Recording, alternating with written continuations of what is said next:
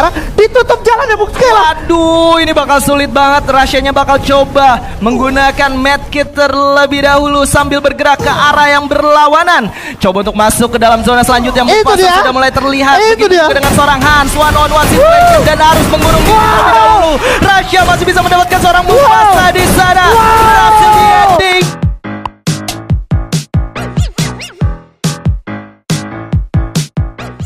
Oke, ini dia game pertama akan segera dimulai. Survivor berikan dukungan yang terbaik untuk tim Indonesia yang bertanding pada malam hari ini. Skyla dan juga Ajispen, silakan. Thank you Bung Surya. So Survivors, here we go the first round of the day dan kita akan langsung masuk ke next era. Here we go. Here we go. Pesawat sudah mengudara datang dari arah Intellect Center Museum menuju ke arah Mud Side. Oke, Hivi berarti tanpa gangguan. Oh, nice. Expand. Try to make a move atau Expand mendapatkan informasinya aja, tapi tetap ke Twin Bridge, yang mana kita tahu Twin Bridge juga sempat menjadi drop zone Onyx. Nah, Onyx berarti sekarang kemana? Ke Mud Side atau Deka Square? Wah, balik ke rumah awal kayaknya. Ya. Mereka cukup berdekatan dengan Vesaka, tapi di bagian dari map sendiri kita tahu Boxing Gym akan selalu menjadi satu pilihan utama untuk core memory. Sementara kita akan melihat ada tim Famos yang bakal langsung fight kali ini dengan Vesaka. POV dari seorang Joel yang sudah berdekatan dengan seorang player lainnya yaitu Genzi. Mereka sudah mulai mendapatkan 1-2 tembakan dari arah bawah. Ada satu penggunaan skill yang sangat luar biasa, tapi kali ini dari Vesaka bakal stay di bagian atas terlebih dahulu. Ya, ini Vesaka nggak boleh sampai kecolongan sih, apalagi sebenarnya ada satu player dari Onyx yang juga mengetahui keberadaan dua tim ini turun bareng, artinya ada potensi perang early yang bisa dimanfaatkan sama Onyx, Bung Skela. Yes, sementara Jun sudah mulai mendapatkan beberapa tembakan di bagian atas, juga ada seorang Raja. OB cukup sekarat, tapi Joel berhasil ditumbangkan dengan cukup mudah. Bukan kabar baik kali ini. Ada tembakan dari bagian atas, Joel tidak bisa terselamatkan. Raja berhasil mendapatkan confirm kill pertama dan juga first blood dari Vesaka. 3 player akan langsung masuk ke daerah pertahanan Vesaka. Genzi coba untuk menahan bagian belakang pertahanan dari Vesaka di bagian dalam, tapi Jun di sana berhasil menumbangkan dirinya, menyisakan 2 player saja kali ini. Obey dan juga Guns harus berhadapan dengan 4 player dan Guns harus tumbang. Obey berhasil mendapatkan 1, tapi itu tidak cukup karena Famos berhasil menumbangkan mereka di posisi ke-12. Ajispen, krusial banget tadi Joel stay di atas dan dia enggan untuk turun ke bawah. Tadi gue lihat di bawah itu ada Max 7, lumayan banget itu untuk berantem jarak dekat. Tadi dia tuh baru pegang Thompson, terus dia ada SKS. Oke, dia udah pegang SKS-nya, tapi pas dia ke teras lantai 2 depan sana, posisi kepalanya tuh kelihatan dan akhirnya kena pick up sama Excel pakai MP5. Krusial banget. Artinya apa? Di sini di Excel udah dapat beberapa detik untuk ngeker kepalanya Joel yang harus itu nggak terjadi. Dari situ pas Joel kenok, semuanya kecenderungan masuk ke dalam, daerah makin ke setup sama anak-anak dari Famos. Padahal tadi ada yang digenteng 1 tuh cuman sementara nyari view aja, nggak yang bener-bener mau nggak engage gitu. Ya, dan sebenarnya itu juga yang menjadi kesulitan untuk mereka. Kalau mereka tahu di bagian atas ada 1, harusnya mereka ngambil bagian paling bawah aja dan fight di bawah untuk dapetin 1-2 player. Ketika mereka bermain di lantai 2, itu menjadi keuntungan untuk lawannya. Visionnya didapetin, infonya diberikan, commit juga gampang untuk dilakukan. Berawal dari seorang Joel yang terknockdown dan pada akhirnya Famos sudah kontrol game ya menurut gua. Betul, dan ini ya another Malaysian team bakal coba tes ilmunya melawan Hivi nih Bung Skela. Yes, ada seorang Noki ditumbangkan dari kejauhan oleh seorang Jump di sana, one on one situation, dan Vice masih belum cukup kuat di sana. Menyisakan 2 player yaitu seorang Traps dan juga Fidels yang harus segera kembali ke Mortar Ruins. Tapi tim Flash kali ini akan menjadi orang ketiga dari peperangan yang sudah terjadi di bagian Boxing Gym. Setup mulai dilakukan dan reinitiate tentunya mulai diperhitungkan oleh Core Memories. Iya, ini Core Memories juga emang harus main galak sih, mengingat dia adalah satu tim terakhir dari Thailand yang emang harus tunjukin power tempurnya sebelum dia semakin digerus di hari-hari selanjutnya. Dan ini tentang fight di dekat vending machine, memang harus demikian, karena kalau nggak gitu ya itu tadi udah ada contohnya, Todak Bung Skela. Todak langsung ditumbangin dengan cukup mudah 2 playernya di sana.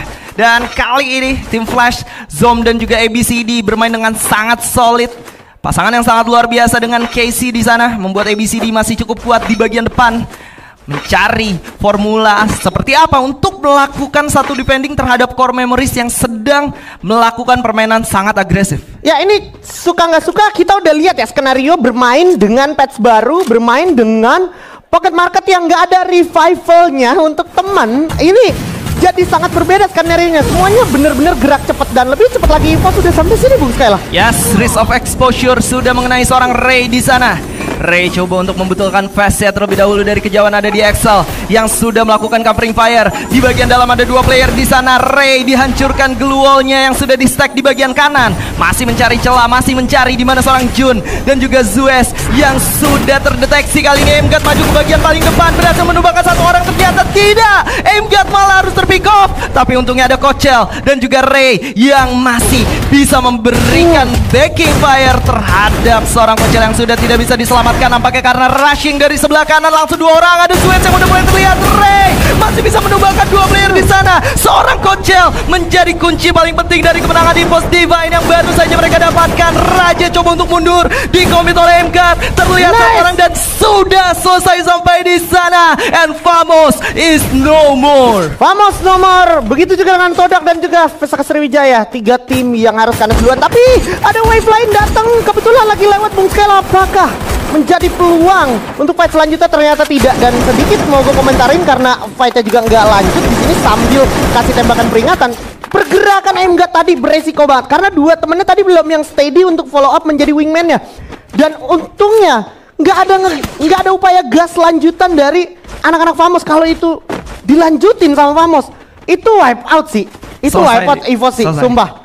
Dan Famosnya juga kepancing untuk maju ke bagian vision yang diinginkan dari EVOS gitu. Dari belakang Rasyanya juga enak banget ngasih covernya walaupun Emgat kenok, tapi cukup lu bisa lihat gimana Jun langsung HP-nya setengah dan ngebuat hal tersebut juga kayak mereka mikir-mikir gua lanjut gas atau enggak gitu. Kalau tadi mereka tetap stay aja, nggak keluar lewat kiri tapi masuk lewat kanan, masuk ke tenda dulu, itu bakal beda ceritanya. Dan yang perlu dicatat di sini adalah EVOS adalah tim yang lagi stable banget secara finansial FF coinnya gitu. Betul. Lagi banyak-banyak kayak FF coinnya. Jadi tadi tuh kalau perangnya rata sama Famos rugi banyak banget, mundur ke belakang lagi juga udah nggak dapet apa-apa. Ya, dan gue suka banget gaya EVOS Divine. Mereka tahu nih di bagian kiri atas itu udah cukup aman. Museum dan juga Farmtopia nggak menjadi kesulitan untuk mereka. Yang bakal menyulitkan adalah orang-orang yang sebelah kanan. Kalau mereka gagal di kanan, mereka tinggal balik lagi ke bagian Plazaria ataupun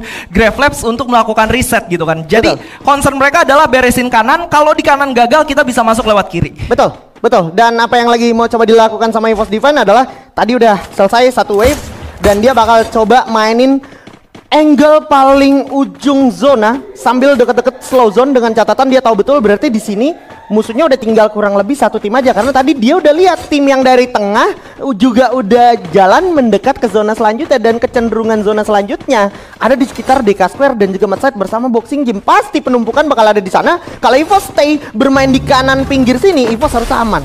Ya, EVOS harusnya masih cukup aman dan mereka juga cukup bagus dalam melakukan perhitungan barusan bisa gue bilang. Mereka bukan tanpa alasan gerak ke bagian kanan bawah karena menurut mereka ini merupakan salah satu hal yang cukup mudah untuk mereka lalui ketimbang masuk lewat arah Boxing Gym, ketemu core memory, ketemu tim flash gitu kan. Jadi mereka lebih memilih untuk kanan bawah walaupun resikonya adalah bertemu dengan tim Indonesia. Betul. Dan kenapa Bung Skyla menyampaikan fakta demikian teman-teman? Karena itu pernah dilakukan sama EVOS Divine. Mau coba masuk nusuk lewat tengah, nggak working, terlalu banyak distraction, terlalu banyak serangan datang dari arah tak terduga sehingga EVOS ambil jalur yang pasti-pasti aja. Tapi memang resikonya adalah perang di early sampai di mid game. Betul. Dan kalau kita ngomongin arah kiri yang menjadi map kematian untuk teman-teman EVOS itu Plazaria biasanya. Betul.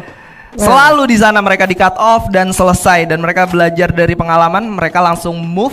Mereka pun tahu harus melawan siapa aja di bagian bawah dan keputusan mereka berbuah cukup manis untuk game kali ini at least. Ya, dan tadi juga kita lihat gimana core memory akhirnya kececer-cecer, kerasa banget kayak core memory ini nggak belongs to Thailand gitu. Gue nggak merasakan powernya Thailand ada di core memory gitu. Sebagai kita tahu Thailand adalah pencetak player yang juga lumayan kuat gitu ya kan secara power tempur. Tapi core memory juga kandas begitu saja mengakibatkan dia mungkin di map selanjutnya akan menjadi target. Makanya tadi kita lihat gimana dia berantem juga sama Vietnam Team gitu ya. Ya. Dan kalau kita ngelihat Onyx juga, gue sempat ngeliat di kill feed itu mereka berhasil menghidupkan ketiga playernya lagi. Artinya mereka sempat ditumbangkan dan pertanyaan gue, ditumbangin siapa? Apakah Expand? Kalau atau Heavy? Lebih ke heavy atau WAG yang juga memang dapat angle pick menuju ke arah Onyx. Karena kan memang Onyx konsepnya tadi main sempat nge-split di early, Pak. Ya. Dan itu terjadi anyway dan akhirnya Onyx mulai kehabisan opsi untuk bermain secara regroup karena tadi juga udah kebetulan dapat Arsenal. Udah cukup sih sebenarnya untuk Onyx, tinggal ngamenin placementnya dan nggak makin banyak ke pick off karena di posisi sekarang Onyx bahkan untuk tim-tim yang juga udah standby, pilihan opsi nge-revive cuma di mid side atau di DK Square, Bung Skela. Nggak banyak pilihannya, sementara beberapa tim yang udah mendapatkan satu tempat yang cukup solid kayak EVOS Divine kali ini, mereka bisa bertahan tapi mereka kalau kalah nggak bisa langsung reset. Ini juga harus diperhitungkan dengan sangat matang. Lagi dan lagi dengan meta yang seperti ini sebenarnya ngedukung banget kalau ada satu skill yang bisa digunakan untuk melakukan setup defense aja Sven. Betul, setup defense atau seenggaknya kayak kalau kita lihat apa yang terjadi di mode CS kemarin, Saint gitu ya kan, shield point dan juga tambahan health dari Antonio juga itu bakal berpengaruh banget. Dan timing yang keulur selama mungkin seperti ini juga memungkinkan untuk orang-orang user Josephnya jadi useful banget nih. Supaya nggak langsung kena panis kayak misalkan tiba-tiba Thrill of Battle datang gitu ya kan. Kalau tiba-tiba mungkin ada Homer datang gitu ya kan, itu bisa di handle atau di hold sejenak pakai skill Joseph. Sementara kita ngelihat dari 11 menit game yang udah berjalan memang bisa gue bilang cukup cepat, udah 8 tim cukup yang cepat hidup ya kan. Tapi setelah ada sekitar 4 tim yang dieliminasi, tiba-tiba langsung jadi lambat. Lambat banget, kayak seolah-olah ini match terakhir final. Bener-bener gak ada yang mau ambil rugi karena bener-bener udah tinggal 2 tempat doang untuk ngidupin. Kebetulan satu ada di Expand dan juga Heavy, satu lagi ada di PA Sports, belakangnya EVOS Divine gitu ya. Tapi kita lihat Please One berhasil dapetin satu player dari Vietnam dan ada WAG datang menuju ke arah mid side, Bung Skela. Yes, ada satu setup yang dilakukan oleh Expand tapi tidak berhasil menumbangkan satu player yang cukup terbuka barusan. Tikoy dan kawan-kawan sudah mulai mengusir Expand dari tempat defense mereka sebelumnya. Dan sharing kompon akan terjadi. Sebelah kanan ada WAG dan di kiri akan ada Expand. Dan keduanya tidak ingin mengambil resiko sama sekali. Waduh, ini benar-benar kayak simulasi bermain Grand Final di setiap matchnya rasanya. Karena perubahan patch ini impact-nya sesignifikan itu. Yang mau berantem early bener-bener yang punya nyali dan yang nggak punya nyali mereka menarik diri.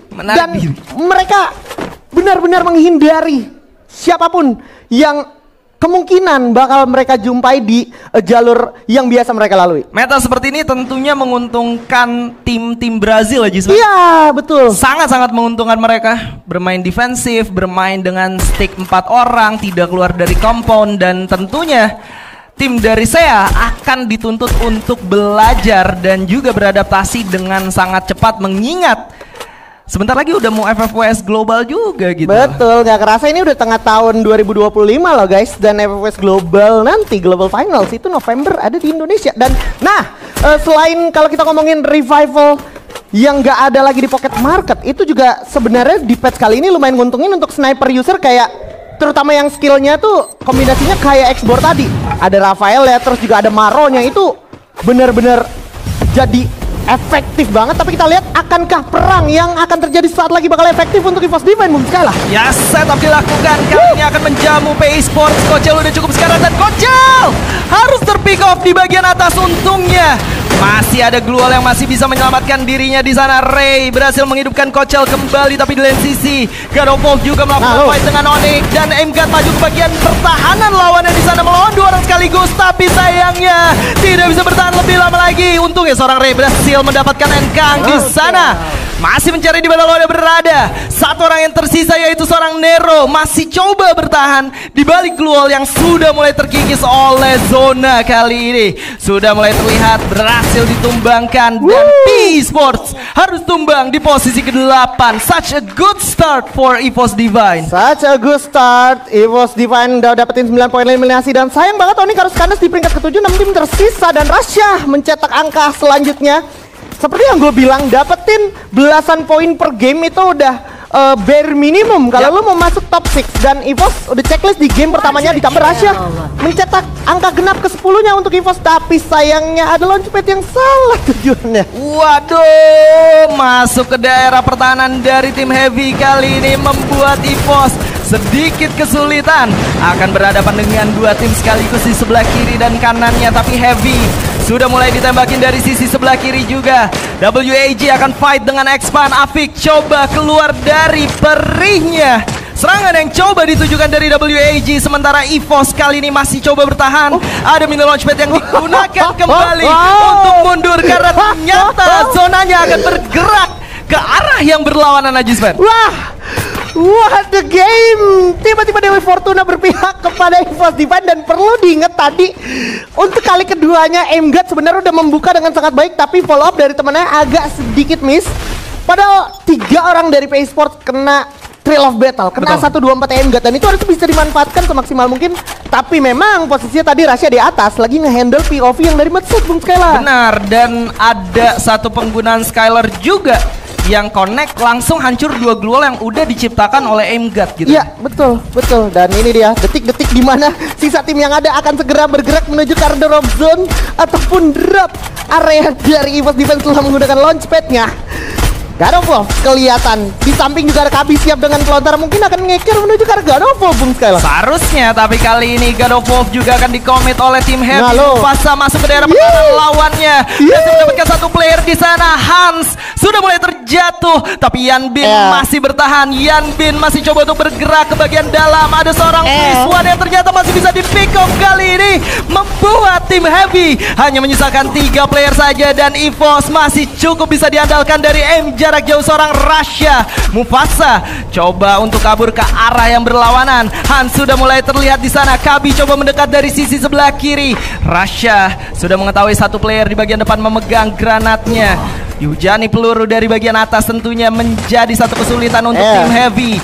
Mulai dicicil dan harusnya armor dari tim Heavy pun sudah mulai hancur kali ini. WAG sneaky move ke arah belakang dari EVOS Divine, dan kalau aja mereka lengah sedikit, ini bakal menjadi neraka untuk EVOS Divine aja. Sepakat banget. Padahal tadi Ray itu ada sekitar 3-5 detik bisa ditembak dari POV-nya WAG, tapi WAG milih dapetin kemampuan selanjutnya yang mana itu juga bagus untuk placementnya.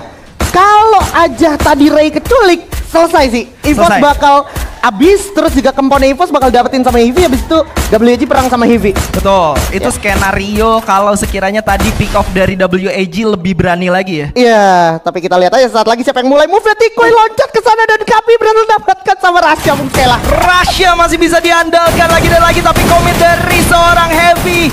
Hans nampaknya berhasil menumbangkan seorang Ray, dan kali ini menyisakan seorang Rasya saja yang sudah melihat ada seorang Mufasa masih bisa bertahan. Ada Skrillin yang mulai melemparkan granatnya ke bagian dalam. Rasya hanya tinggal melakukan defense terlebih dahulu harusnya, Jispen. Iya, tinggal defense aja, dan harusnya ini WAG boleh join sih. Rasya gak boleh nengok-nengok bawah sih, fokus apa yang ada di atas aja sih menurut gua. Tapi dia turun mau coba gocek. Oke, ambil angle butanya, Bung Skylar. Yes, dan Rasya harusnya masih bisa bertahan lebih lama lagi, apalagi kalau Heavy-nya ternyata fokus langsung ke bagian WAG. Tapi WAG lebih memilih untuk bergerak ke arah kiri, dan kali ini Rasya hampir bisa menumbangkan 1 player di bagian atas. Tapi sayangnya tidak cukup beruntung seorang Rasya. Sedikit kebingungan karena harus menghadapi 2 angle sekaligus kali ini, Ajisman. Iya, dia maksa untuk Heavy loncat turunnya nih. Tapi Rasya juga menutup jalannya dia secara gak langsung. Tuh kan, udah ada Christian Grenade dan Rasya cuman punya tinggal 3 glue wall. Apa yang bisa dilakukan dari 3 glue wall yang Rasya miliki, sementara di ditutup jalannya Bung Skela. Waduh, ini bakal sulit banget. Rasyanya bakal coba menggunakan medkit terlebih dahulu sambil bergerak ke arah yang berlawanan. Coba untuk masuk ke dalam zona selanjutnya. Mufasa sudah mulai terlihat. Begitu juga dengan seorang Hans, one on one situation dan harus mengurung diri terlebih dahulu. Rasya masih bisa mendapatkan seorang Mufasa di sana. Berhasil di ending dan itu dia akhir perjalanan dari Evil Divine, tapi belum ada akhir dari WAG karena mereka harus berhadapan dengan Hans yang sudah berhasil ditumbangkan, dan ini adalah Buya untuk WAG. Ya, itu dia Buya dengan penuh kehati-hatian, tanpa resiko, tanpa nyali yang dicoba oleh Vietnam Team. Wah, untuk pertama kalinya dengan perubahan patch berdampak sangat signifikan untuk gaya main tim-tim yang agresif sekalipun. WAG salah satu tim yang agresif banget gitu. Itu loh maksud gua loh. Dan Rasya sih emang ajaib banget. Maksudnya tadi killnya baru 9 ya. Itu bisa jadi 12 juga gara-gara Rasya. Benar. Dan dapat placement di situ juga udah checklist menurut gua. Tadi tuh bakal jadi satu hal yang berbeda kalau WAG-nya cepat untuk nge-rush ke bagian heavy. Benar. Tapi mereka masih hitung-hitungan, mereka juga ngelihat masih ada 6 orang yang hidup, artinya kemungkinan masih ada 3 tim. Dan welcome back Bung Surya. Ya itu satu Ya. Itu dia ngelihatnya, tapi Bung Skela ngelihat di in-game apa ngelihat di studio sebelahnya masih ada yang main? Nah, itu dia tuh. Itu dia tuh. Ya. Wah. ya, Seru.